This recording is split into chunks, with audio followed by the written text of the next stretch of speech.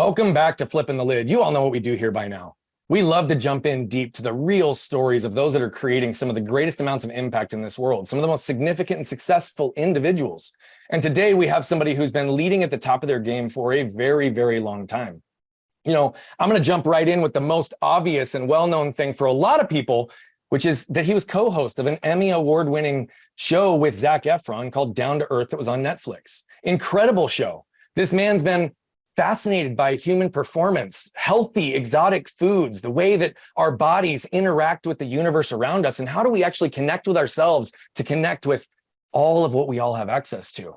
This man looks for all these places to remove interference and things that are creating restrictions in our world.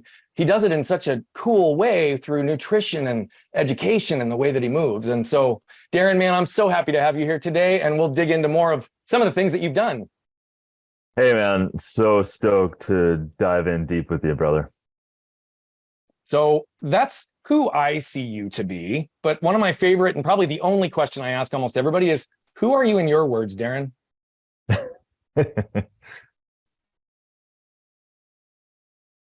Well,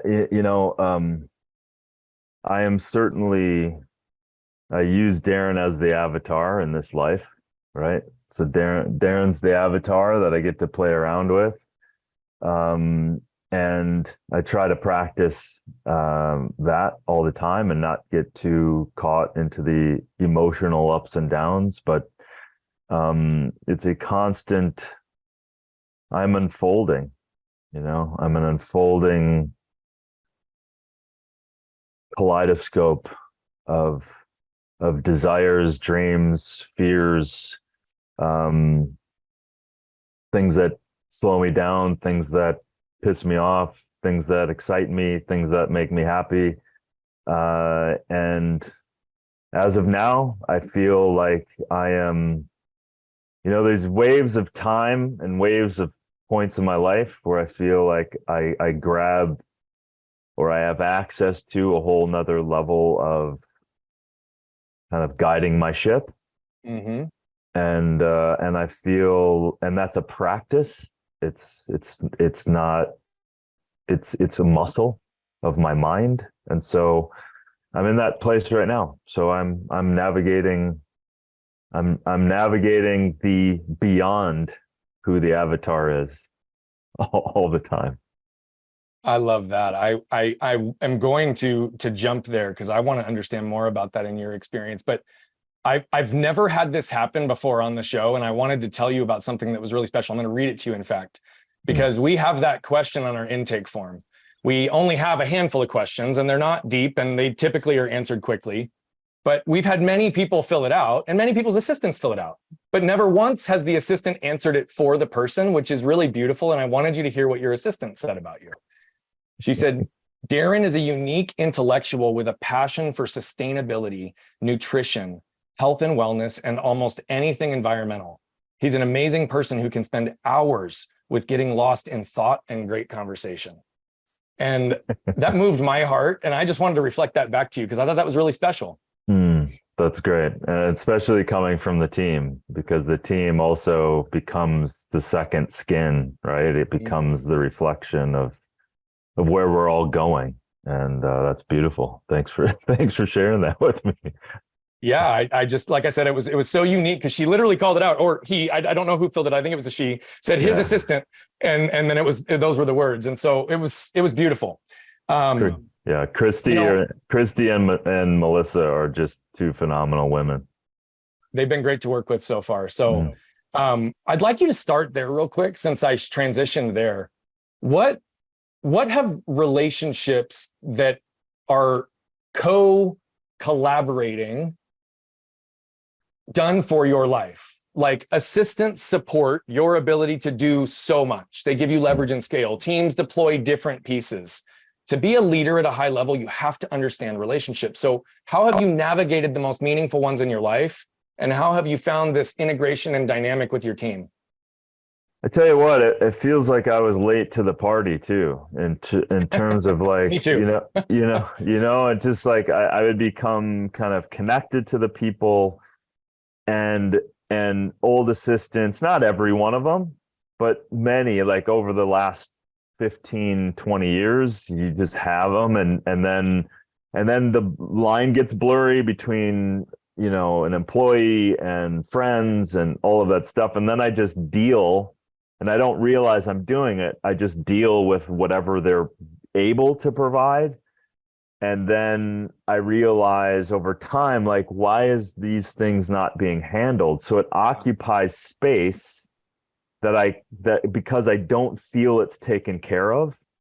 Yeah. And now juxtaposed, having great people, like, and it's truly like, when you hear people say, like, form an idea, form a vision, and then get very clear, and then bring people into the vision, right? And bring people in.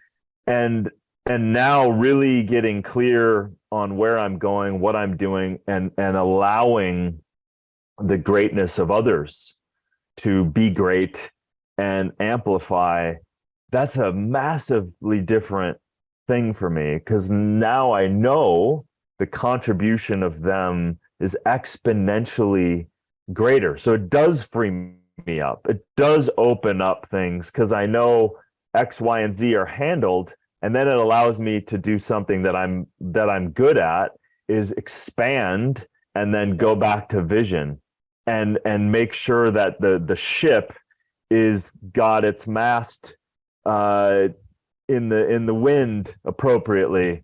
And so, yeah, having great people around is such an amazing gift. And you have to pay for it, meaning like you have to create a foundation.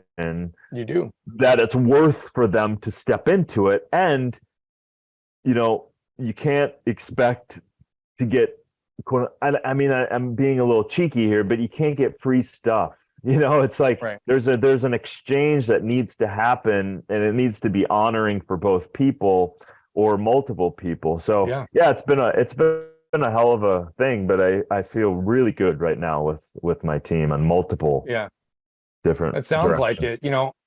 I definitely, as a leader, have identified, and in many cases now, as our platform has continued to grow, more and more people wanting something from me than for me. Yeah. Right. And I find that even in that dynamic of the relationship that you described, it's kind of the same thing in how you just described it, is that your employees, your team, your people that support you need to understand that you care for them and don't just want from them as well. Totally. Right. And so you beautifully talked about that. But I also look at areas where I've had that kind of annoying voice come up and say, oh, something's not getting it done, or places that there's drain or emotional or financial extortion. I'd go to an extreme word, but sometimes it gets to that way, right? A lot of times it's coming from a lack of healthy boundaries. It's coming from a place of like either not wanting to challenge or protect that person, or control, or what have you. I know for me, it's come in almost every category. Right. And so clearly all those things come from a place. And you learn how to shed certain layers of the belief systems that you have, as you call it, expanding and moving to beyond and growing and healing through the process. I'm curious, in the most important relationships in your life, how have you made sure to set the healthy boundaries for yourself and to be able to understand the value that you offer in every situation? That's a big one. It's always a moving target. Right? Because it's, on the one hand, I have pretty good boundaries, right? Like, so from an overarching standpoint, like if someone asks something, I'm like, nope, I'm doing this, I'm doing that. I don't do it. And at the same time, I need to also step out of and expand into and have other experiences beyond, because I can work myself every day, 7 days a week. Like I can easily go into that stuff, and then I have to kind of go, okay, let me do something. Let me do something with someone that has nothing to do with. So that's a stretch for me. So so friendship wise, boundaries are pretty solid. From the world always asking something all the time, like DMs and emails and phone calls and texts, like always come. And that one is, I typically say yes way too much. I could spend almost every day just supplying people with what they want, like so, and then that takes me from the bigger things that I want to contribute to the world. So that is a continuous, like, the power of no, and that's a moving target, and also it's not like so cut and dry. It's like I feel into everything. Like I try to feel into this person or this question or this situation, and if I'm called in that nanosecond, then I'm going to do it, right? And inevitably, when I listen to that, it's a expanded kind of situation where it really gives them something, or it really does both. It gives them and it gives me, and it's fantastic. So it's a well, that's what connected you and I, is you felt into a moment when Wyatt reached out to you and did it, I think, repeatedly, and a heart way, and he shows up that way. Totally. And next thing I know, I'm getting a message from you, and we're coordinating to get on a podcast. I also share that same tendency to say yes in way more situations than well, certainly my wife would appreciate in some cases. Yeah. But we also have this big desire to serve, and it comes from a really clear place for us. Yeah. I'm really curious, like this, as you call it, almost inability to say yes or to say no in some cases when people are asking stuff, and this feeling into it. How have you navigated that, and where do you think that it comes from for you to say yes more often than no?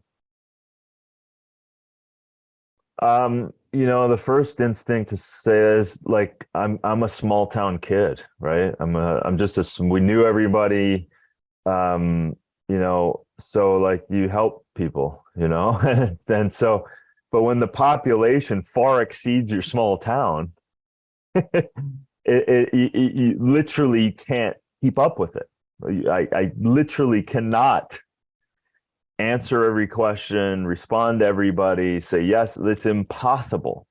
Yeah. And it becomes the other side. So then resentments and everything can step in, and especially when you're pulled towards your dreams and you're pulled to things that inevitably will help, that what you want, that's the ideal, to help more people. So it runs the risk of neutering myself for the future gain of more for people in the acute situations where I'm saying yes, but I'm cutting my energy off to be able to contribute to a greater whole. So it's a learning, it's continuous learning, right? So, even when I go home to Minnesota, I see my family. In the back of my mind, and I make conscious, I'm like, this is for them. I love seeing my family, but I also give a lot, because and this isn't a wrong thing. This is just the energy that's set up. So I show up, I give, and I'm there for a few days, and then I'm out, right? And so every dynamic's different, but I think the more clear I am towards what's my next things that I want to proliferate in the world and create out of nothing and into something, that requires a huge amount of energy and time. And those kind of, swaddlings are necessary. And so it becomes, the busier I get for the path that I'm clear on, the easier it also becomes saying no to certain situations. I love the integration of all of your answers with just complete acceptance, awareness, ownership, consciousness, the realization and clarity of the power of the presence and everything that you're doing, as well as no final destination, just constant evolution of self. I deeply identify with the way that you use words to help create and craft the story of your experience in these places. It's really cool, Darin. You talk about doing things at a really big level and the massive amount of energy and time that it takes. And you can say that because you've also lived at a level that has done certain things that most people can't wrap their heads around, right? I mean, you're the founder, I believe, right? And you're the one who created Shakeology, correct? Yeah. Yeah. And that did what, like 4 billion, like with a B, sales for Beachbody. Yeah. You have built and created things from nothing, us as a small town boy, right? I'd love to understand specifically as it relates to time and energy, what you've learned to shorten the curve to building things, because you've built more than just one, and what you're still learning right now to allow that impact to continue to grow.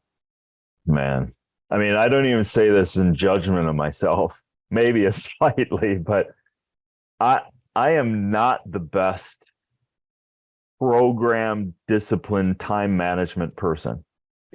And I am definitely not.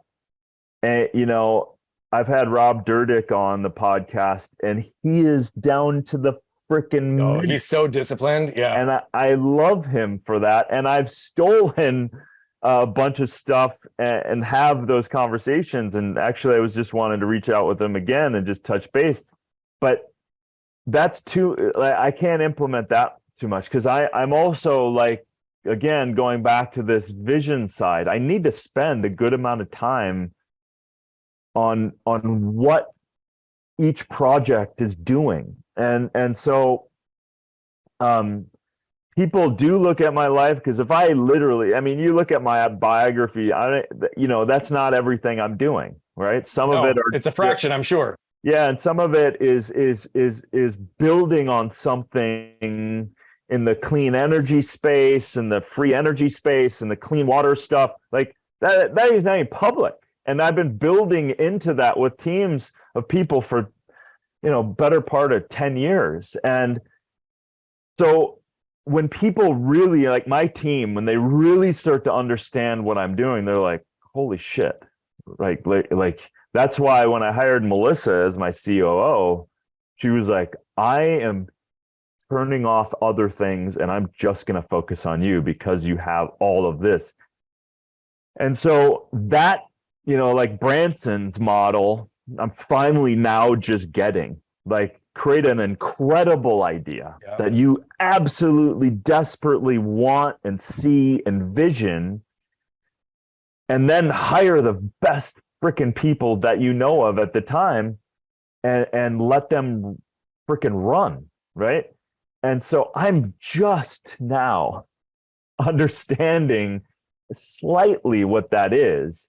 And, using Beachbody as an example, this is a perfect scenario for me, because I was superfood hunting, I was formulating, and then the serendipity and synchronicity stepped in and going, we are going to support you doing your thing, and then we're going to take what you do and then blast it to the world. And that was just, especially at that time, this started in 2006, that was like, oh my God, okay, I'm going to do my thing, and then you are going to take it.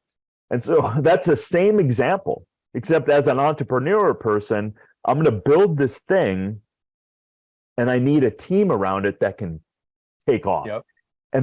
But then it's also like, you have to invest. You have to put more and more time and energy and money into your team, because you're investing into yourself. And that's what people don't understand. So even though it's like, oh my God, I got a PR person and a CEO person and a podcast team and overhead and the construction of my whole property because it burned down. And it's like, wow, it's just like, but again, and then this year I hired a business manager, an amazing business manager, new accountants, all of that stuff. And now with clear reports and everything else. So it's like, it's so important to get that vision and then ground it with people that can see it. I have this marketplace idea. Of course, I need another idea off of the book of Fatal Conveniences, of all these products that are harmful. It was like, we need a marketplace that is the solutions. That is the solution, and vetted and clean. And when you open those gates and you pass through, that they are solid, that they are vetted, that a mom is going to come in and going, okay, I now realize that the products I'm buying are harmful, potentially extremely harmful. But now if I'm going to come in here, I now know they aren't. So I'm staring at this going, it's just a open, gaping hole that I'm seeing. And I'm like, it's almost chosen for me at a certain point. Yeah. So again, when I did that, an amazing woman that I've known for a few years who trades very high, ran like the black card at Visa and like really high functioning. And she was like, you want me to run with this? And I was like, yes. yeah. And she's just a heart-centered but radically amazing woman. I'm telling you, any person who's building something, I have a bias for ass-kicking women. I just do. I do too. They just blow things away. They're just amazing. I'm just grateful that way. Some of the greatest friends and everything else in the business space are all women that I'm just like, yeah, blown away by. And maybe it's the dynamic, maybe, I don't know, but it just seems to me over the years, that's the case for me. By the way, I'm completely consistent in that, though you and I both are surrounded by a lot of high performing men as well. I think this is going to be the decade of female entrepreneurship at an even higher level. And there's fortunately some really cool things happening in terms of momentum that way, while other parts of the world are regressing. And as a father of a daughter, certainly struggle in some different parameters that exist there, which again, this show's not political, so I'm not going to go into that, but it's not a political issue for me. It's always comes down to a human issue for me. And that's just always how I viewed it. And so I actually have a deep level of respect for you in recognizing that if you're going to highlight this gap, this void, this really the fatal conveniences that you are outlining and don't provide the solution on the other side, then all you're doing is perpetuating a problem versus creating solutions. And your insight in that is awesome. I'd love to go there for just a minute, because you define fatal conveniences as the things that we may be doing every day because the world we live in makes us believe we have to, but in reality, these conveniences are actually harming us and the planet. I think that so many people, right? And some are elevated, some are aware, some are awake, some are not, right? But I think as a large whole, like people are overwhelmed, don't know who to trust, and they're overwhelmed largely by how large things are screwed up. I'd love for you to expand a little bit on this concept of fatal conveniences, and then maybe, what do you envision 10 to 15 years from now? My kids are, 7 and 9. I'm looking at what's the world going to look like if we stay on the path that we're on today. I don't agree with the path, So it's this weird thing where, I can unpack the story of how this happened for me in a little bit, but my dad in the 90s was the first person to tell me and show me that these products were harmful. And we're talking about shampoos, conditioners, laundry detergent, colognes, perfume, fragrances, you name it. And in the 90s, my dad was one of the first people I ever heard of suffering chemical sensitivity. So cut to 30 years, that in order to be around my dad, I need to understand this so I didn't toxify my dad being around. You couldn't even wear this stuff around him. So, and then researchers and doctors and other people along the way, this path has been with me the entire time. And then realizing the electromagnetic fields have detrimental effects. And this is not hocus pocus. All of what's in the book is so researched with 25 researchers and professional fact checkers, not the ones that are paid off, but the real fact checkers. So yeah, when you look at this, the thing that's alarming is that many companies can put out shampoos, conditioners, fragrances, lipstick, food, clothing, all of that stuff, and they can just sell it. Great. Free capitalism. Awesome. Well, that's great, but they're playing with 60 to 80,000 chemicals that are man-made every year and putting them out in the world, in the air, in the water, in the processing of these things. So now we're finding these per and pro-fluoral alkalized substances that are derivatives of Teflon, for example, called PFAS. These things are showing up in everyone's blood, in all of the drinking water and tap water. These are endocrine disruptors, and the CDC says, yeah, it's a probable carcinogen, right? So what's happening is men's and boys' testosterone are plummeting. Mm-hmm. The estrogen-like compounds, which show up in plastic creation, plasticizers, phthalates, are also endocrine disrupting. So they bind to the estrogen receptors. So the body, the female body specifically, and the men, because that's contributing to the lower testosterone, then the body perceives there's extra estrogen. So then girls are being like toxically forced into premenstrual early. And then the menopause is becoming more and more detrimental. Endometriosis is at an all-time high, all of these things. And then when you think about, you have gaping holes in the safety standards. They're not having to prove that their shampoo is safe, that their additive is safe, that their fragrance is safe, that there's a thing called plausible deniability, that if they don't test their product, then they don't know that it's harmful. And that's a twilight zone.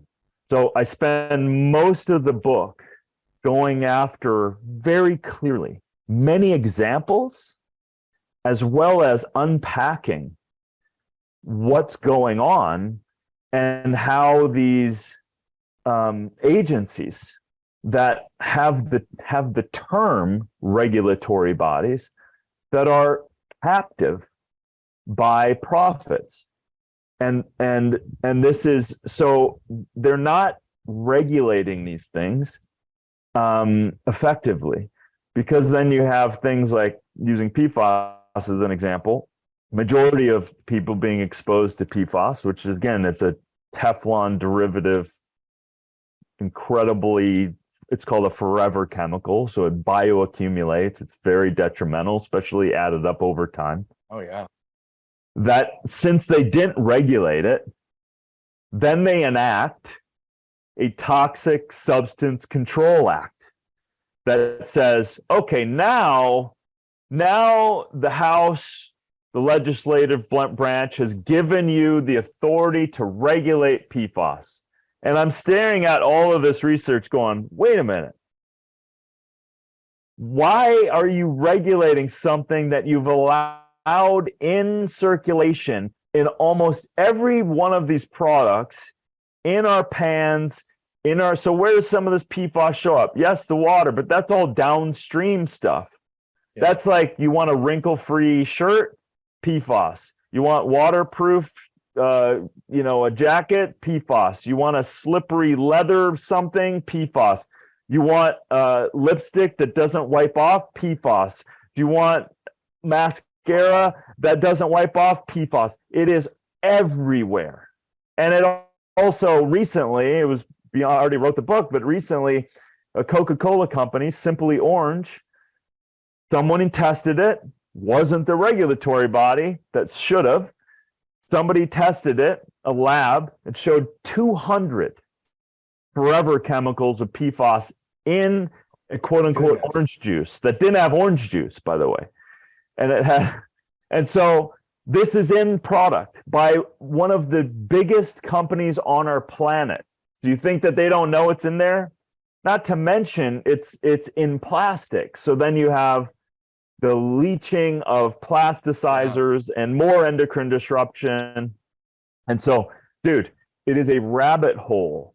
And so all of these things, I'm staring at it going, this is invisible because you can't see it. It is perpetuating, it is accumulating, and it is slowly affecting you. So it's not like you take a drink of that Simply Orange and you drop dead, right? It's like you do it, and every day, or you drink unfiltered tap water every day, and then slowly you're going 20 years down the road, these things are linked to testicular cancer, kidney cancer.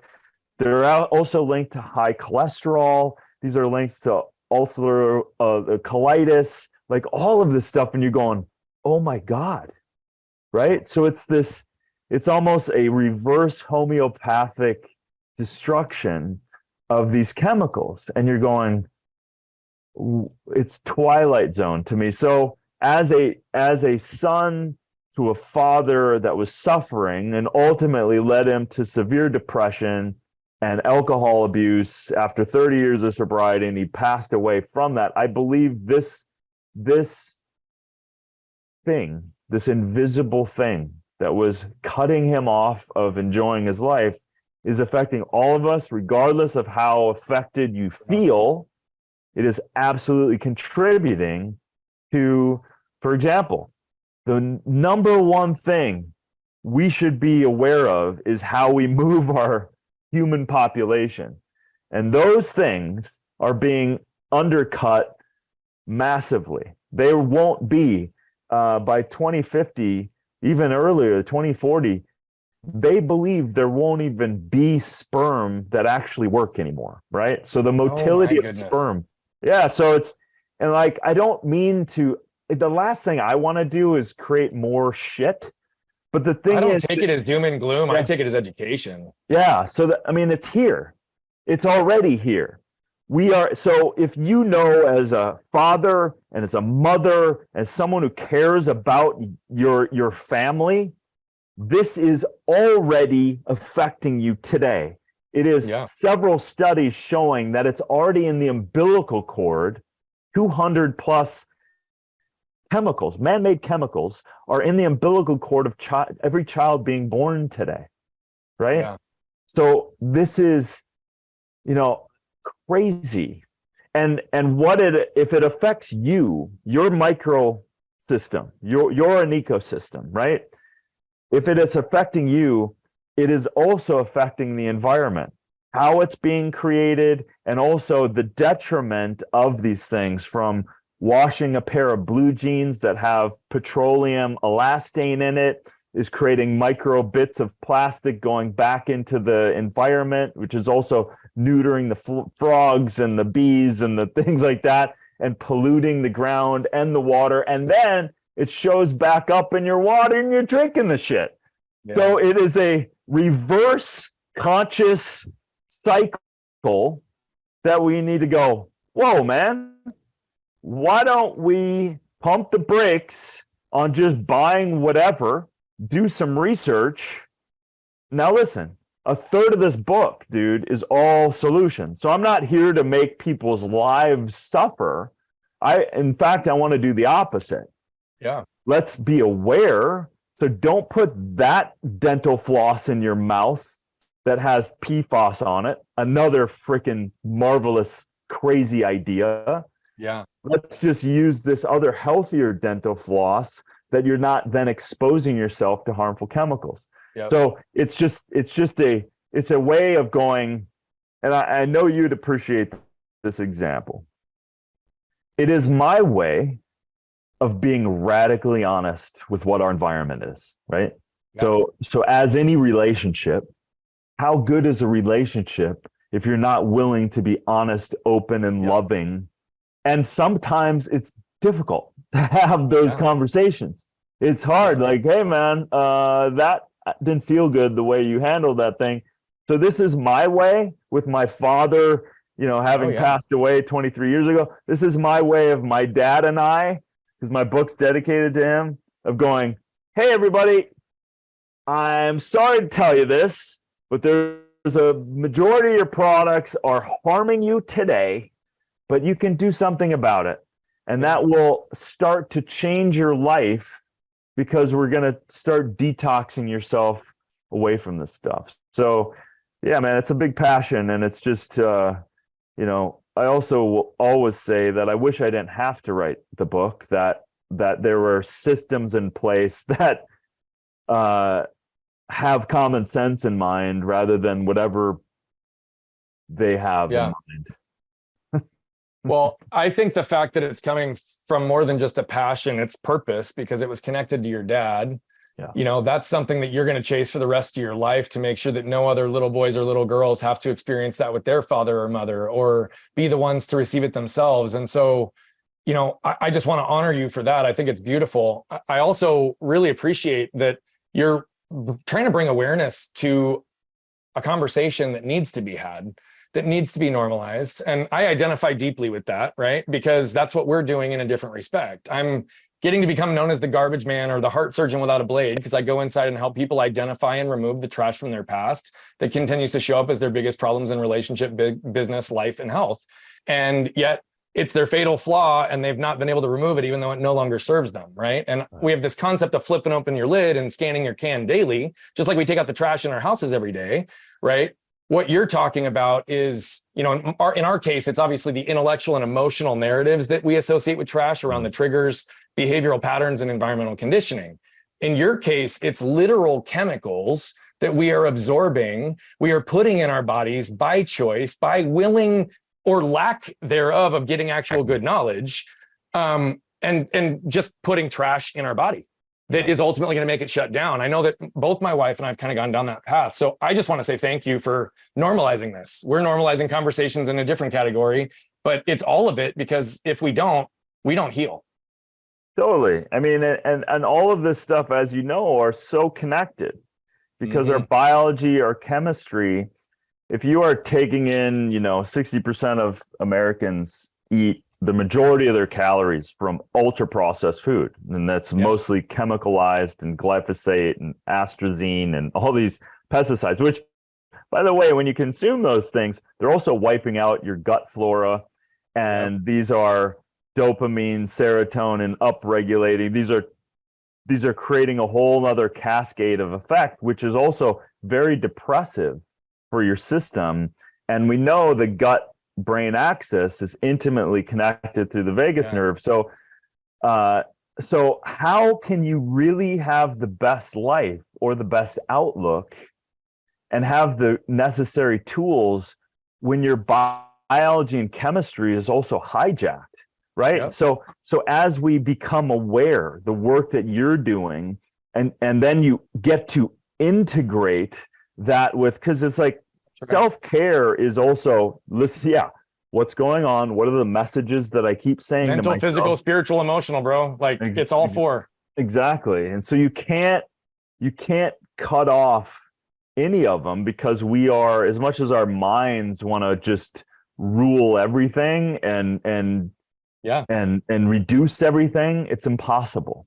Well, to that point exactly, Darin, when I shut off physical pain because it exceeded my ability to cope when my body was torn, when my arm was torn from my body, I also shut off mental pain, emotional pain, and spiritual pain for 20 to 25 years, and I didn't know it. Wow. And I created a ripple effect of damage in my world, despite high levels of external defined success, because it's the model that I had to chase. Right. But it affected everything. And to the point that, and I'll tell you, not to go too far down my path, but the reality of it is it's like I have had to reconnect with each one of those in a systematic way, because my body was a wreck. My hormones were all over the case. My nervous system was shot because I've been in fight or flight for 30 years. And what's cool, I have to say, I've done a lot of work, finally created the most alignment and congruence in my life. Dude, I'm 38 days completely pain-free after not a single day without physical pain in 31 years. Oh my God, dude. And I mean, it comes back to a lot of stuff that you're talking about, like really making sure that I'm paying attention to everything I'm putting in my body, the supplementation, the raw foods, the movement, the integration, the mindset, the mentality, all of what you talk about. And truly, I mean, 38 days, it's taken me almost all those 38 days for me to even start to unpack the pattern of belief that I could never have a life without pain. Right. Right. And so what I'm really curious about is, and I want to actually take it back to something for you, because I want to get here before I ask another question that's been like on the top of my mind since your opening statement.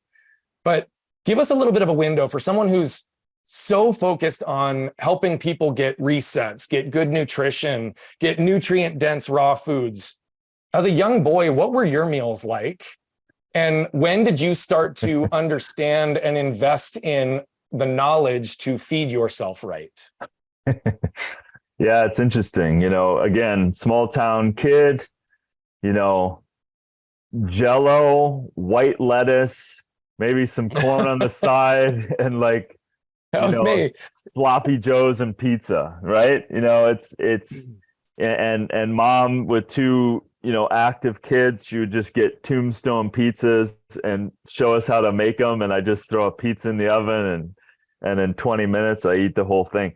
So, that's how it happened. But there was interesting, it's interesting how life is always has the opportunity of providing a nugget. And at 13 years old, I talk about this in my first book, SuperLife.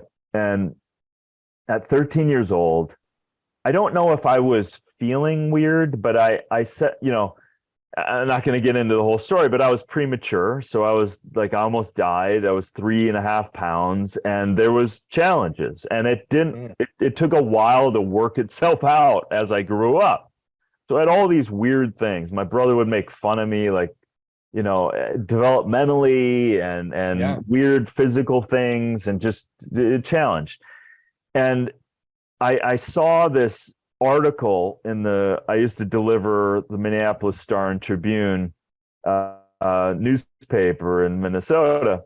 And I saw this article about grapefruit diet. So I just asked Mom, she didn't know I was going to do it. I just go, Mom, can you get some grapefruits? And so I think for the next few days, I ate mostly grapefruits and just ate.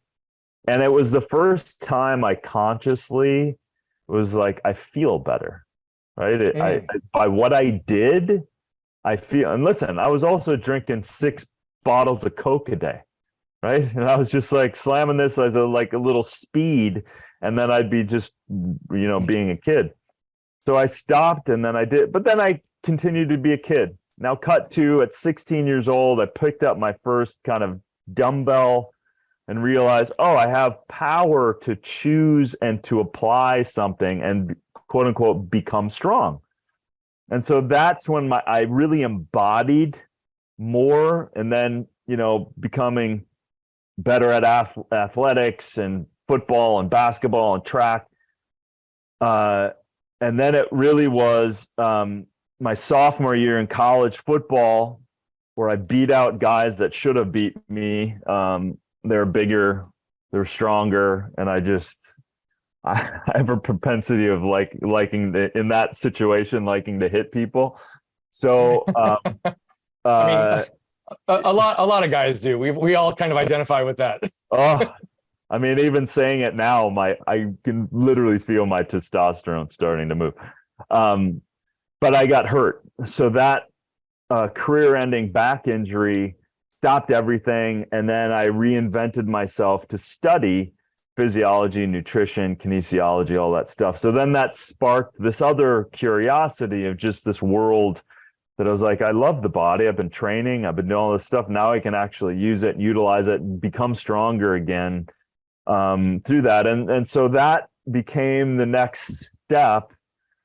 And then I got a master's in psychology, because I became, I started to see I was a little different than this. My perception of the world is different than other people that I was around. And then I was curious of this consciousness side of things, this application. I never really tell this story, but at 27, This was this was no, I was 28, 29. I think, yeah, 1999. I did ayahuasca, and I'd never done a drug in my life. And then of course that opened up a whole another thing. But I laugh now. I mean, I haven't done it since, right? So it's 2000 since I did it, because I have a whole nother reason for that. And you know, people are doing it like they're partying every weekend, which I think is not correct. But it's not the intended use for the plant-based medicine, in my opinion, either. No. I think it's the medicine is the integration. The medicine is to take what was given to you, and then apply it in your life. And if you come back to the medicine without taking the real medicine of applying it, then you've just missed the whole thing. So correct. So yeah, beautifully said, by the way. Yeah, thank you. And I just, so I've never gone back to it, because I'm like, I know what to do. I know, and just to practice that muscle. So anyway, that path. And then of course I started superfood hunting, and because I was seeing products saying one thing and the product was shit. And I was like, well, that's stupid. Like, why say something without the medicine, the compounds of the plant being there to actually help something that they've been helping on way before we created the American Medical Association. So the travel started, and then the fascination of that, and the exposure to the environment and seeing what was going on in the world, and that never leaves, right? So those situations never leave, and yeah, it's impossible to share all of the beauty and the blessings of the people and the places on the earth, and the downloads that were drug free, and I didn't need anything other than just to be present and receive. When you learn how to access the source, you can typically flip it on, but it does require still intention to remove all that interference. You know, you said something a little while ago that jumped out at me. You said that you were ashamed of the kind of disorganization, or, you know, lack of structure, or, you know, the ability to kind of do things in a timely manner. I'm really curious. Why are you ashamed of that? Well, I think I you know, as time goes by, I don't know if the shame is present now, but it certainly became so, right? Because it's like, what am I doing? Like, on the one hand, you're doing all this stuff. On the other hand, I'm not being responsible for also people that are maybe working with me, and they're not the best fit. It's not, also, as a leader, you also need to recognize what's best for people. And a good friend of mine, Jeff Patterson, who's a high level coach, and he was like, some of the best medicine as a business leader, or just a leader in general, is to help people understand what they want around you, and just let them go. So the little bit of, you know, these moments of, and you know, I tend to, you know, it's hard to when those moments of awareness pop in, and you're going, you know, those times everyone can probably relate, when you go, you have an awareness about something you've been doing for most of your life, or for a long period of time, and you just kind of go, I did. It's like, what the fuck am I thinking? Like, what am I doing? I was completely unconscious, or just letting this run, and it's not helping anyone. And it's actually not beneficial for me. And then, you know, the question is, and this is just kind of just going there right now, the question is, why would I let that happen? And then probably my first instinctual way of answering that is, on the one hand, I wasn't ready for a certain level of success. I didn't feel like I deserved it. Yes.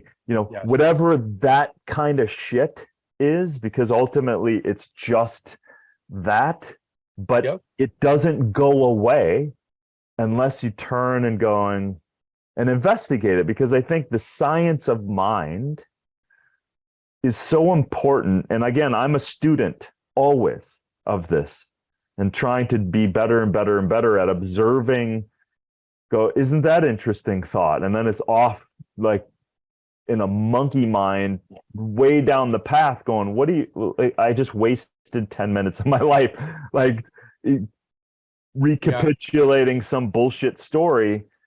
And so I think the practice is going without it being personal. And again, I'm practicing as much as I can, going, instead of labeling it as shame, going, where's the source and what was the instigator for keeping that alive? And if I don't go into the shame and calling myself this thing, and if I can almost impersonally as an observer going, well, there was a certain amount of lack there that you were keeping alive. There was a certain amount of fear that of success in this area. There was a certain amount of, you didn't think that, you deserved it. And then when you can face that stuff, you get to liberate that stuff. Right. Yes.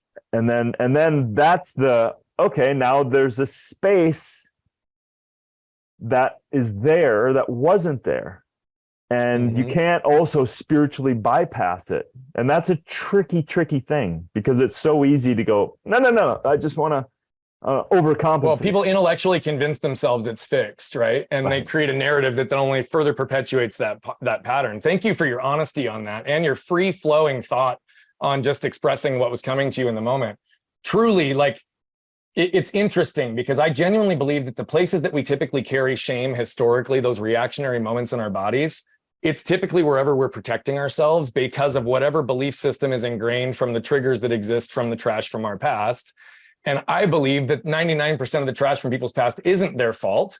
It just becomes their responsibility once they become aware of it. And you so beautifully ingrained so many elements of that lesson. And you even talked about, it was in the areas I was afraid I wasn't worthy, or afraid I couldn't lead the team, or afraid I couldn't deliver these things, that created these patterns that I ultimately had to sit in to feel so that I could heal and move in my life and actually make it move. And so thank you for going there. I'm curious, I know we're wrapping up on time here relatively quickly. I've got a few more questions for you if you still have a few moments. Sure. I want to go back to this concept of healing for a second. Again, so much of what you tried to get people to pay attention to is when you're putting these toxins and things that don't actually create anything, that come from these fatal consequences, it's the lack of awareness and feeling in our bodies that allows us to really even know that it's a problem, right? So when I shut off all these other pieces because I wasn't feeling, I didn't heal. But there's also all these social pieces that are going on. I mean, there's social determinants of health. And in Phoenix alone, from North Scottsdale to downtown Phoenix, a 10 to 15 mile gap, there's a 20-year difference in life expectancy because of the food deserts that exist in certain places, the lack of access to quality, healthy food, right? We know that nutrient-dense, cheap food is typically the worst stuff for us that has all these pieces in us.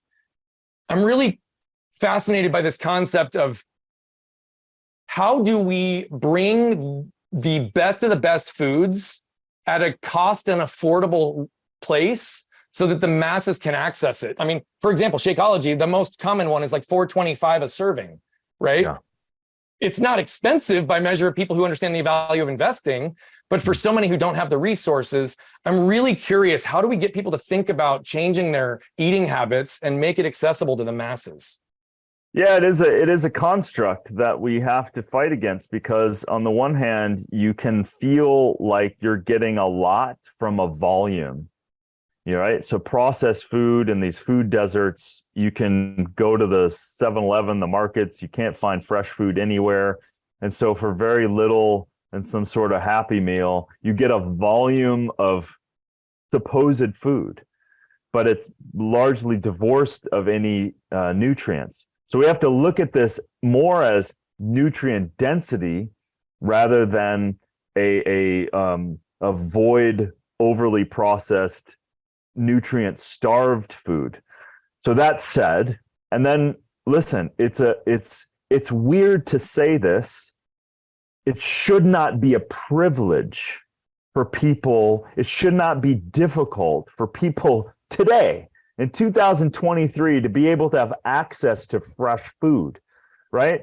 So our country was founded by farmers. It was all of it. And now it's been hijacked into this conventional 2% of the growers are growing all of the food.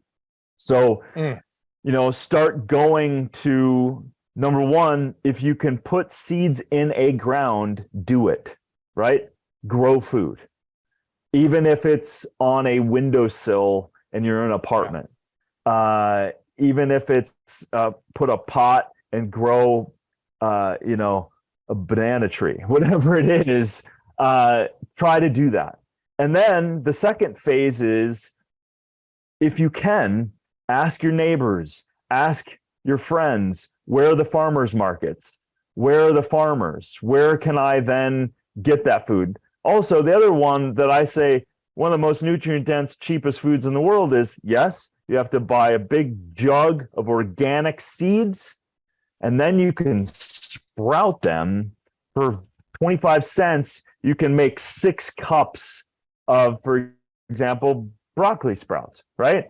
Put in a mason jar, you rinse the seeds, you let them sit for 8 to 10 hours. You get you don't even need a special screw top. You can use a cloth with a rubber band if you can't find a screw top with the mesh, and then you invert it. Once at 10 hours, you invert it, then you empty out the water, and then twice a day, you just rinse and invert, rinse and invert, and then in about 5 to 6 days, that thing's full, right?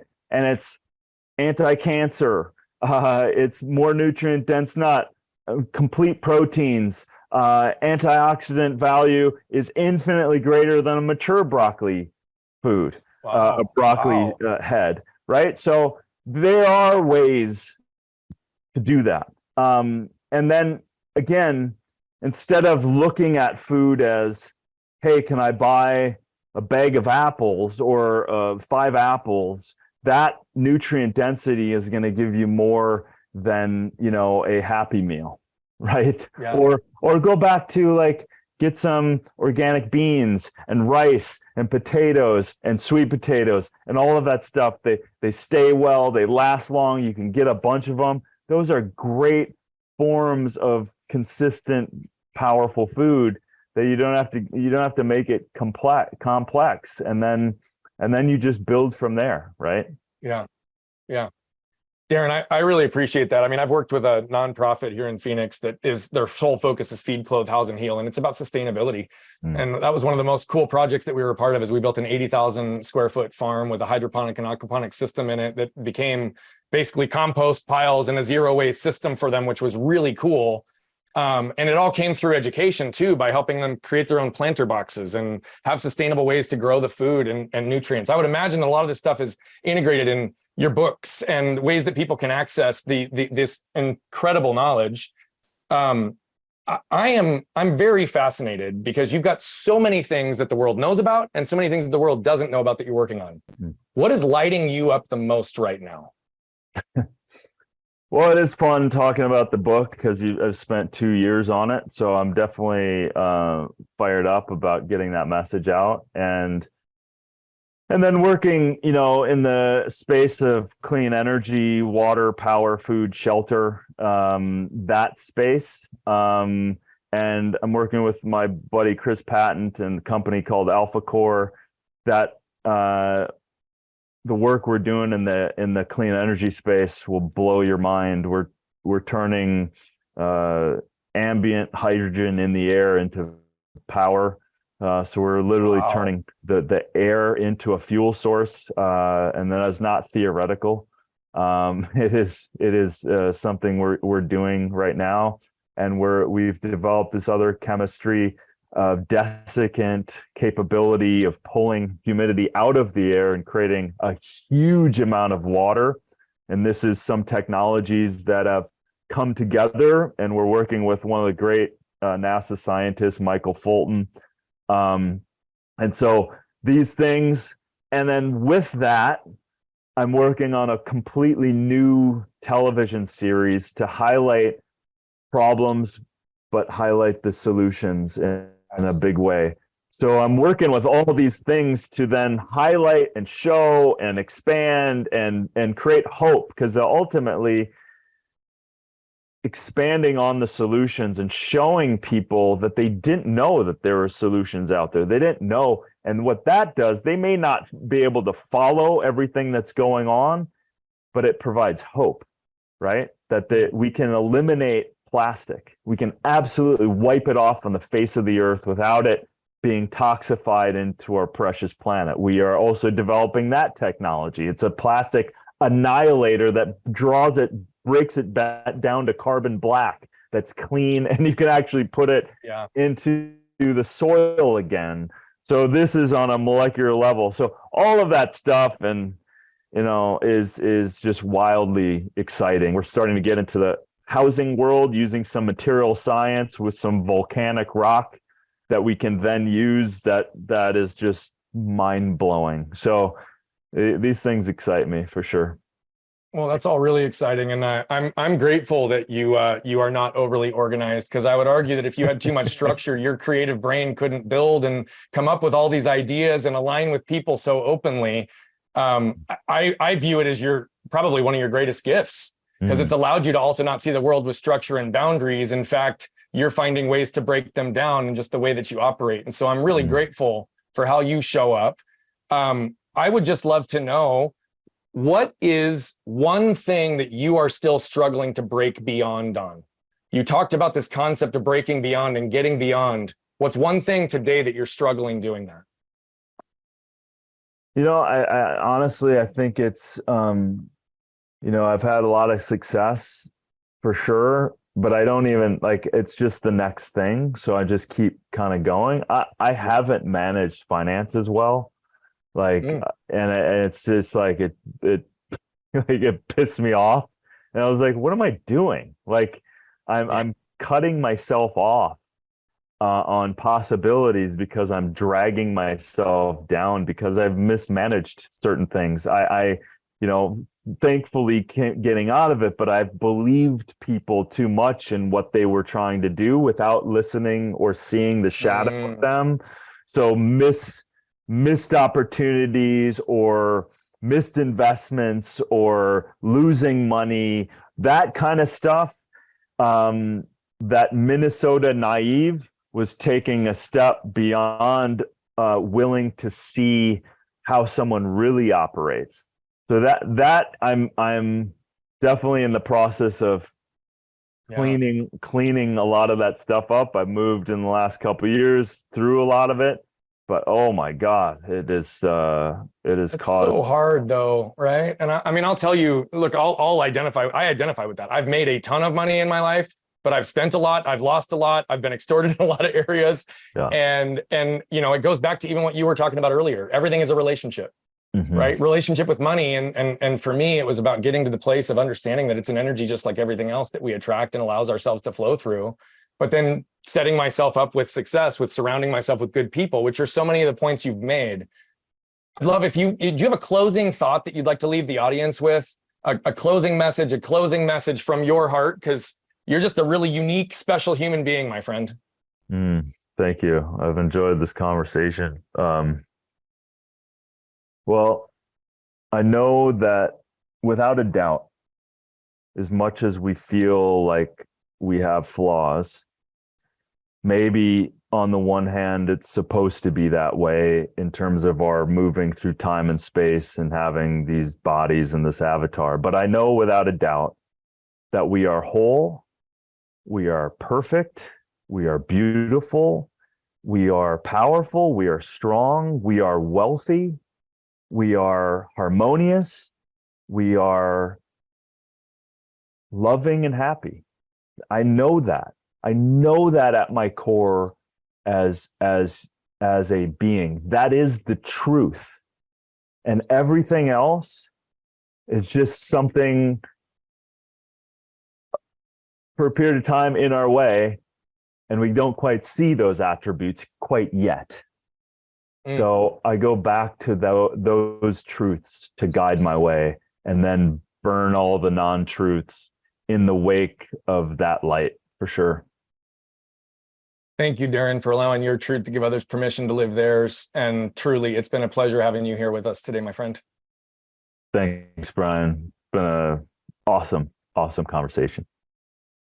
And for those of you who just tuned in and watched Darin flip open his lid and jump inside, you'll see that early situations can allow people to identify with either needing to hide or create pathways to perform at a very high level. Yet that doesn't mean that you escape everything from the past, because it's a constant evolution of going inside, creating and forming the relationships with which you are using to feel and heal through your world. Darin talks about how he still struggles to break beyond certain patterns because of the trash from his past, but his acceptance, awareness, ownership, and vulnerability allows him to be able to find and stand in his truth so that he can free himself and not just focus on the trash from his past that he needs to remove, but all the treasure that was formed by that trash pressure. Each and every one of you have the chance to do it. And if you listen to his closing thoughts, who you are is perfect. Getting back to the core of who you are is going to require a little bit of work. So if you're tired of feeling like garbage, make sure to flip open that lid and scan your can.